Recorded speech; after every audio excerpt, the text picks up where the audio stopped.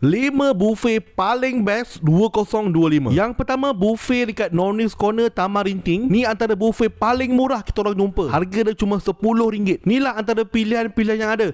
Nasi ayam Noni's dia memang sedap dengan ayam goreng berempah dan sambal. Lauk-lauk kat sini akan tukar-tukar setiap hari. Yang kedua ni pun buffet RM10, cuma dia start pukul 10 malam. Yang ni dekat RTC Kulai. Nama kedai dia Jibril Corner. Ini lauk-lauk yang kita orang jumpa hari tu. Tapi apa yang special kat sini, dia punya murtabak. Murtabak dia ramai kata sedap. Nombor 3 ni paling banyak pilihan. Menghimpunkan makanan dari 6 buah negara ASEAN. Dari Malaysia, Thailand, Indonesia, Filipina, Brunei dan Singapura. Belum masuk menu-menu Jepun dan Itali lagi. Makanan kat sini memang sedap dan mewah-mewah. Harga dia RM160 untuk dewasa dan RM98 untuk kanak-kanak. Yang keempat ni dekat Gelang Patah, buffet Ramadan Sarifah Kitchen. Menariknya dekat sini, dia menggabungkan konsep steamboat and grill dengan buffet. Ramai yang puji diorang punya kambing grill. Harga kat sini ada 2 jenis, RM50 untuk waktu berbuka dan RM40 selepas pukul 9 untuk dewasa. Kanak-kanak pula separuh harga. Tempat yang kelima ni diorang bagi percuma je untuk perempuan mengandung. Dan inilah buffet yang terpaling seafood pernah kami jumpa. Macam-macam seafood ada. Tam nipah, tiram, macam-macam ikan bakar, sotong, udang, kerang. Orang ada telur mayung, telur sotong, ada belangkas. Dan dekat sini makan tepi laut menghadap Singapura. Harga dia RM66 untuk dewasa, RM35 untuk kanak-kanak dengan OQ.